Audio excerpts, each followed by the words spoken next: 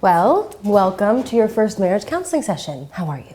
Fine. Is there something that isn't fine? Chuck, care to answer? You see, I was at the Fleet Farm See this? This is the problem. He doesn't even know the problem. All right then, Charlene, what is the problem? Well, it's hard for me to say, but ever since we become empty nesters, Chuck has been cheating on me. What? Charlene, are you out of your gosh darn mind? See, I knew you would deny it, but I've heard your late night phone calls. I even have a recording of one. Oh yeah, you like that? Yeah, it's big. Why don't you drive over here and grab my rod? I think we've heard enough. I was talking to her brother. That doesn't make me feel any better. Let's not rush to judgment. About lending him my fishing pole. Prove it. I'm calling him now. Bill? No. Andy? Nope. John? The other one. How many brothers does she have? Oh, one for every time the Packers beat the Bears in the 70s. Dan, how you doing? Hey, can you tell your sister you came over to grab my rod? Yeah, but Chuck, you really can't be saying it like that. Thanks, Dan. You see that? I can't believe you're accusing me of cheating. You're the one who flirts with the Eat Street driver. I was not flirting. What happened with the Eat Street driver? I was excited he brought my perch fry. I love perch. And Chuck, how did that make you feel? Stay with it. Honestly, a little sad if I'm being honest. I think we're getting somewhere here. You see, I was supposed to catch enough perch for a fish fry. And? And they weren't biting. So when I saw the Eat Street guy bringing my wife perch. You felt like you couldn't provide for your wife. Honey, that's so sweet. What?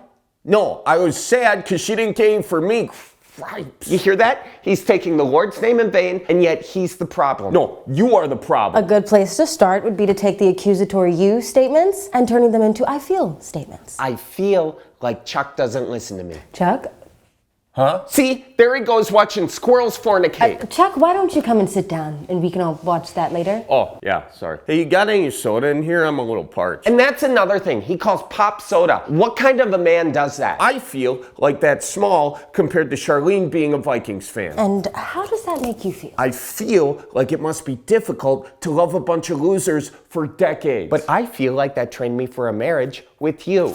Okay. You guys are abusing this game. I will say this though, Doc. Last time the Packers beat the Vikings, she lost the bet, so she had to wear a cheese head to bed. Oh my gosh, that was hotter than a walleye in a deep fryer. Purr. Charles, stop. That's our little secret. So I take it that intimacy is not a problem. We have experimented with a little role play. Last week I was a buck and he was a doe, and the rut was on. Charlene, I can't believe you just said that in public. Jeez Louise. As we wrap up our session, I think we should end things on a positive note. Why don't we each say one thing that we like that the other person does? I like how you brush the snow off my car without me asking. Wonderful. And Chuck? Well, I like when Charlene lifts my windshield wipers when there's freezing rain in the forecast. And Charlene, you are one sexy buck. Predators.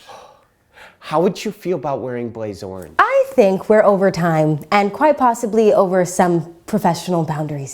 Consider it. That offer's good for a while. I'm on Eat Street right now ordering us dinner. 2 perch fries, extra tartar sauce. Hun, make sure you use the promo code. It'll save us a couple bucks. Oh my gosh, what if we were both bucks? Well, that'd be hotter than hot dish. It's casserole, you old f***. Oh, here we go again. So roll out the barrel and get the band brewing. Life's got you down, just keep her moving.